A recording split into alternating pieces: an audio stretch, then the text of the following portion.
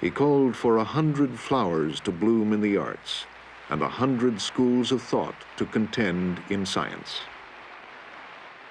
I was all for the slogan of letting 100 flowers bloom. We all felt that we had really started to have democracy. Soon, all the walls in Beijing University were covered with big posters. People expressed their points of view and asked the Communist Party for changes. Yu Beijian called many high school teachers unqualified. Shang Dashi complained medical research was falling behind. More and more people criticized party corruption and inefficiency. Committee members and leaders at all levels were criticized by ordinary people. They had quite a tough time. So they did not like 100 flowers. They felt as if they were punching bags. They were not happy. Under pressure from the party, Mao reversed himself. In June 1957, he published an article calling the people who had spoken out enemies and rightists. Mao appointed Deng Xiaoping to lead the anti-rightist movement. I was supposed to have committed 29 crimes. One was that I supported the policy of letting 100 flowers bloom. It was Mao Zedong himself who started the policy. How could it be a crime? But it was. The rightists were denounced in front of their colleagues in struggle meetings. Professor Ge Peiqi was criticized in this meeting at the People's University in Beijing.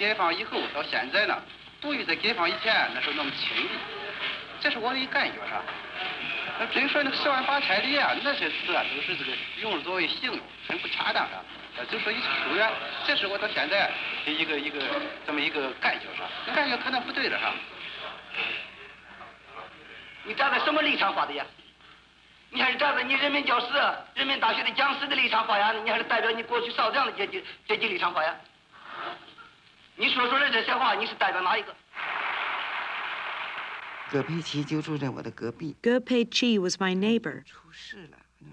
He was already done for. That's what we called it. I saw his youngest child, who was about 5 or 6 months old. His nurse had quit. The baby was crawling outside the building under the burning sun. I felt sorry for him and picked him up. Some people said, "You shouldn't do that. Ge Peiqi is a bad person. Why are you holding his child? You'll get into trouble." They meant well. I said, "The baby hasn't done anything wrong."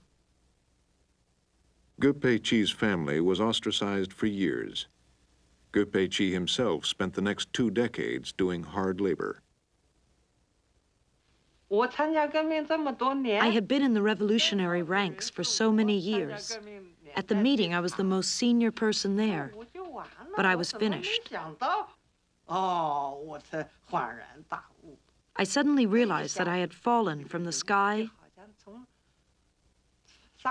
down to the earth. I could never get up again. I was a rightist, and I was kicked out. In an internal party document, Mao estimated that about 10% of the people were rightists. Local officials interpreted this to mean they had to find 10 rightists among every 100 people. They accused my wife of telling my son to tell other children that their land and house were ours. It wasn't true. She never said anything like that. But when you were told to confess, you had to say something. They wouldn't let you go if you didn't. People at the meeting shouted, "Struggle against her, hit her." She was just a peasant woman. She wasn't like me. I could make things up on the spot so I wouldn't get hurt. She couldn't do that. What could we do?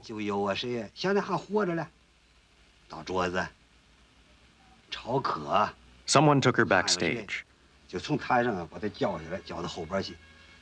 He said to her, "Just say anything. Say you were wrong in saying this or doing that." But my old woman was stupid. Her mind did not work fast.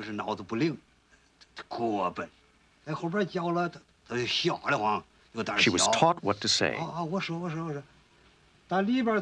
She walked onto the stage saying, "Okay, okay, I'll say that." But once she was there, she forgot everything. She was scared stiff.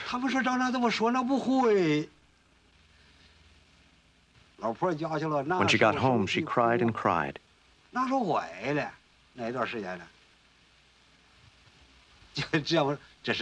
It was 1958, during the anti-rightist movement. It was the first time she was ever repudiated. But she was not labeled a rightist. She was not qualified. Not at all qualified.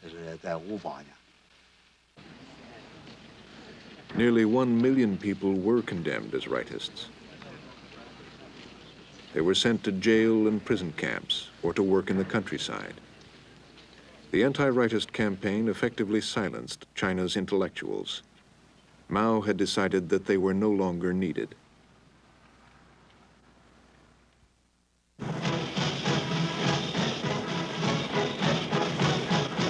Mao was also beginning to question China's relationship with the Soviet Union. When Nikita Khrushchev and Mao met in 1958, they kept up appearances of solidarity. But in private, they disagreed on major issues. During the visit, Mao did not tell Khrushchev that he was about to launch military action against his old enemy, the nationalists. When the communists took power in 1949, the defeated nationalist government fled to Taiwan, also called Formosa. Led by Chiang Kai-shek, they still claimed to be the true government of China, and they had American support. The United States must remove any doubt regarding our readiness to fight, if necessary, to preserve the vital stake of the free world in a free Formosa. The nationalists hoped one day to retake the mainland. Their troops trained on islands which lay just off China's coast.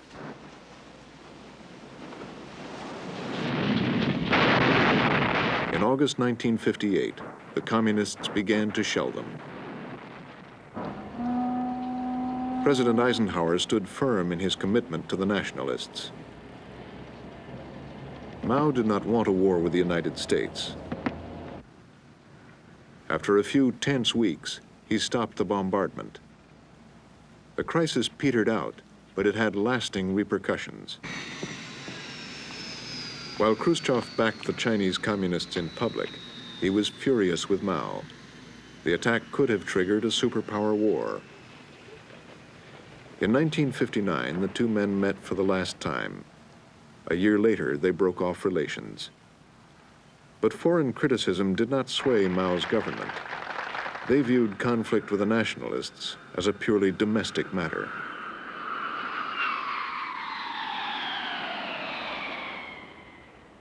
The same was true, they asserted, of their actions in Tibet.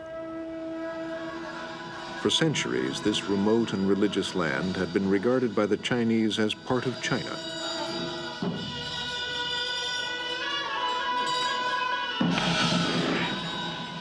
In 1950, the communists enforced their claim by taking over Tibet. In 1959, Tibetans rebelled. The People's Liberation Army crushed the revolt. As reports of atrocities and destruction reached the outside world, China's international isolation deepened.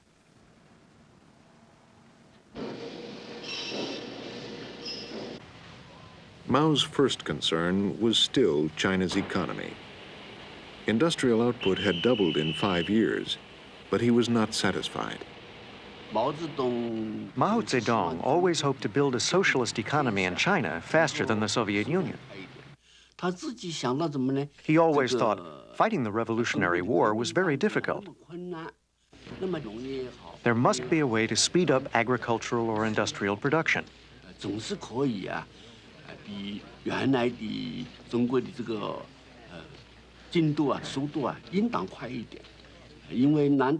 Could it be more difficult than fighting a war?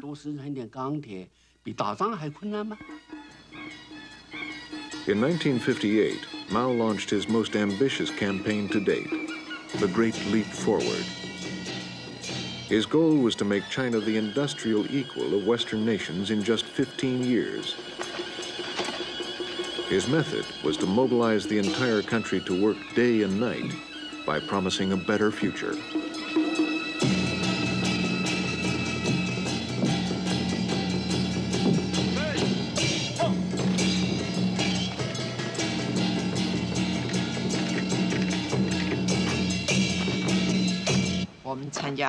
We built reservoirs, planted cotton, cultivated trees, and things like that. When we worked, we had a slogan. Catch the stars and moon. We had to work when the stars and moon were out. We had breakfast very early and came home very late. So we worked all day long. We were so enthusiastic. To make work exciting, flags flew high in the fields and loudspeakers squealed. People shouted slogans one after another. Mao decided to visit some villages to see what was going on. I went with him. Once we came to a village and saw a banner with these words on it. People's communes are good.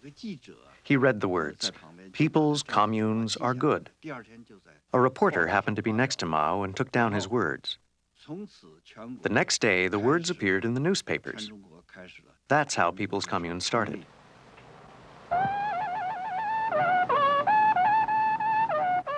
Mao's word was so powerful that almost overnight, people's communes sprang up across China. A commune encompassed many villages with thousands of families. Each day was strictly regimented, and family life was virtually abolished. Children were placed in communal nurseries while their parents worked around the clock. People ate in the fields or in communal dining halls. To increase industrial output, communes were ordered to make steel. The slogan was, to overtake England and catch up with America. The idea was that if everybody worked hard and everywhere in the country people refined steel, then we would catch up very soon. People collected walks, pots, bed frames, and tools, anything made of iron or steel. They built small furnaces to melt them. The biggest challenge was to keep the furnaces fueled. We burned tables, chairs, window frames. And finally, we even opened old coffins and used the wood. They really stank.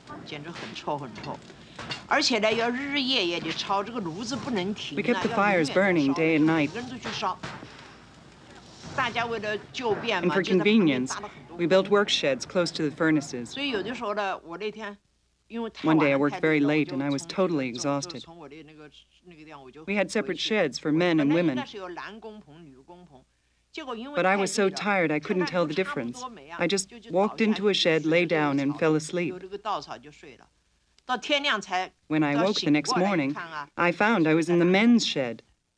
Of course, it was all right. Nobody cared. All we cared about was making as much steel as we could.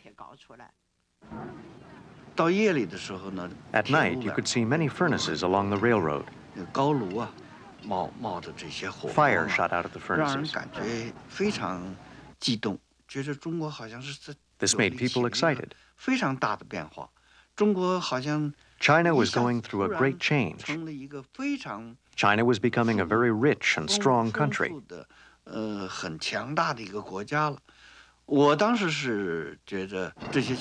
All this seemed to have happened overnight. Mao was very pleased. But the steel people made was useless. We used it to make pots of all sizes. But when people heated them, they cracked and leaked. If only we had the equipment to make good steel, but we didn't. We only had people. Our methods were very primitive. Of course we didn't make good steel.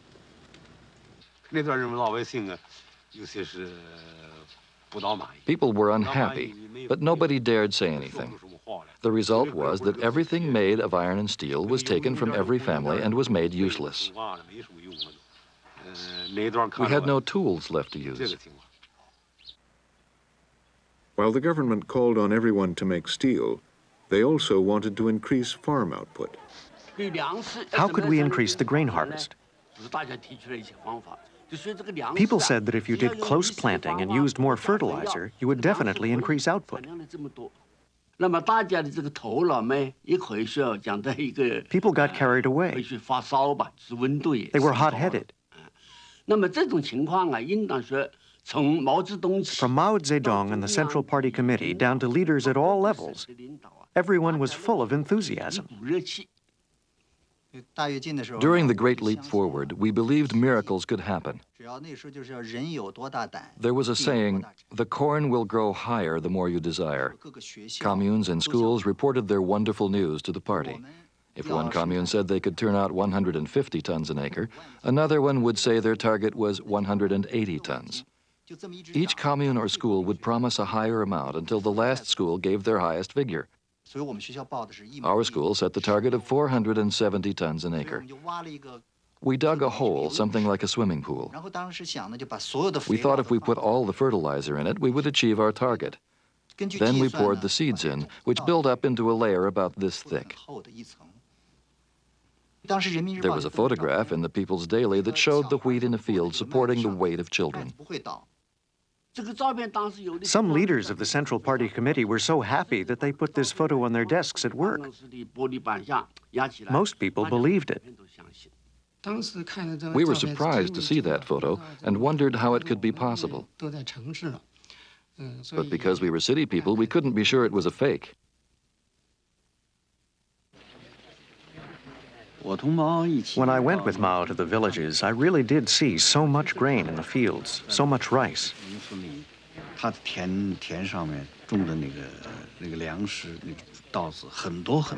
The yields were so high. At the time, I thought everything was true. After the anti-rightist campaign, few dared to ask questions.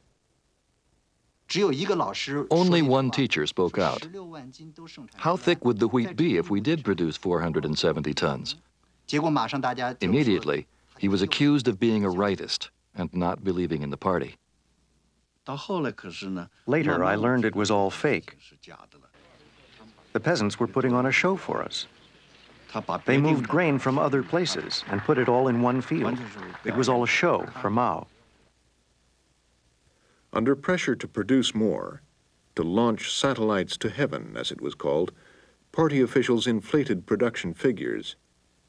An ominous cycle began as the state took more and more grain based on false figures, leaving the peasants with nothing to eat. For example, the output was 5 tons of grain, but 10 tons were reported. Then the state would collect grain based on 10 tons.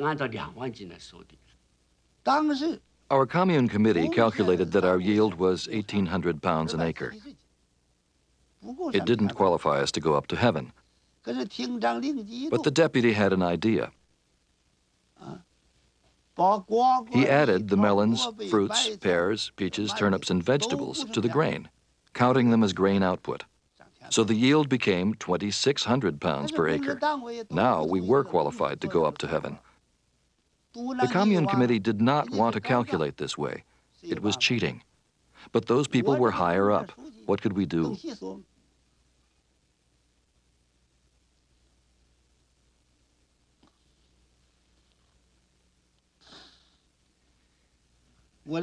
I have this problem. I get emotional very easily.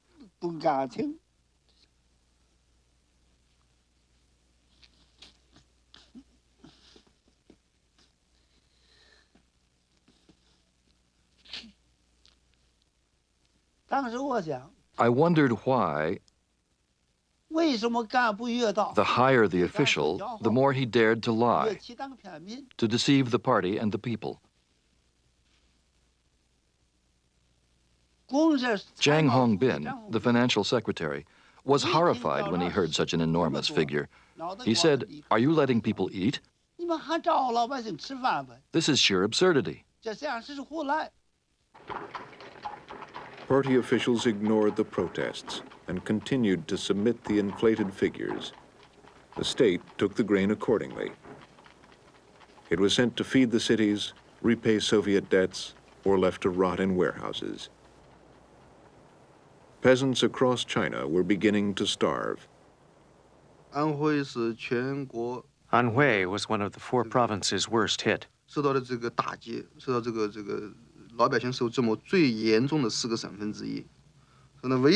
All my mother could do was gather weeds with my aunt. There wasn't enough grain, so we ate weeds. By the summer of 1959, the leaders knew the Great Leap Forward was going badly wrong. Mao decided to go back to Shaoshan, his hometown, to have a look. He wanted to find out the truth. He wanted people to speak freely.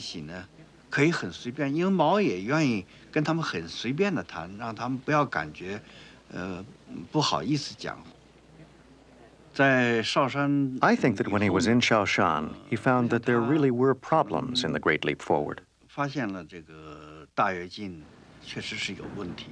After his trip, Mao decided to moderate production targets. In July 1959, the party met at the mountain resort of Lushan to set new, realistic goals. Minister of Defense Peng Dehuai, the hero of the Korean War, was one of Mao's oldest revolutionary comrades. For my generation of officials, Peng Dehuai was a very down-to-earth peasant and an excellent combat general. He hated fraud and hypocrisy. He said what was on his mind. Back in the early days, if he needed to talk to Mao and saw that Mao was still in bed, he would go and pull off his quilt, saying, "Get up, let's talk." He said, but now it's very difficult to have that kind of relationship. He is the chairman. It's so hard to see him, let alone discuss things with him. Peng wrote to Mao describing what he saw as the problems of the Great Leap Forward. What Peng intended as loyal criticism, Mao saw as political treachery. When Mao Zedong started the meeting, he said he had not slept all night. He couldn't sleep, even after he took his sleeping pills. He just got up and called this meeting. He was very serious. You could see that at times he was very angry. He said, "It's all right for you to oppose me. When I have no alternative, I'll just take the Liberation Army, go up to the mountains, and carry out guerrilla warfare." Finally, the resolution was that Peng Dehuai was against the Communist Party. When Mao left the room, I was following him. Peng was in front of us. Mao called him. Marshal Peng, if there are any questions, we can talk. Peng swung his arm and said, "What's there to talk about? There's nothing more to say." Zhou Enlai and Liu Shaoqi agreed with Peng, but even they did not dare speak out. Nobody had the courage to oppose Mao Zedong. He was considered absolutely correct. He stood high and looked far. People thought they were not up to Mao's level. Even if someone wanted to make a comment, he would not dare say anything or reveal his own feelings. As a result, production goals were not cut. Officials continued to demand more grain than the peasants could give. The Great Leap Forward continued through 1960. Millions of peasants were starving. Old peasants said in a fury, "No, grain comes from the blood and sweat of peasants. It doesn't grow on the backs of intellectuals. Who do they think they're fooling?" In wartime, we protected them and saved their lives. Now we provide them with food and clothing. They have full stomachs, and still they come to cheat us. Don't they have a conscience? My aunt's family was a typical big family in the countryside, with several generations living together. There were 36 people altogether. During the 3 years of famine, one died after another. Eventually, only 3 people were left alive. At first, when someone died, they would take the body and bury it. Later, they didn't have the strength to take the bodies out. They could only look at them. They watched the bodies being eaten by rats and their eyeballs dug out.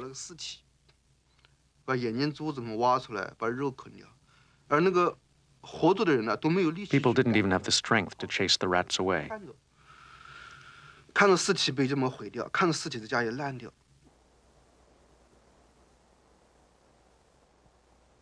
The famine was very severe and widespread, but newspapers did not report it at all. People only knew that their local area was suffering. To keep the news from spreading, peasants were not allowed to leave their areas, even to beg. At first, peasants ate everything they had at home. Then they ate Genyan earth. It's a kind of white clay. There's a legend in the village, passed down from generation to generation. It says that this clay was provided by Old Mother Genyan, who sympathized with the poor people. People would eat it during the famine because it was very fine. But still, it was hard to swallow. At first, the peasants could swallow a little. But after 4 or 5 days, it destroyed their intestines, and they died. After eating all the grass roots and tree bark, they ate the earth.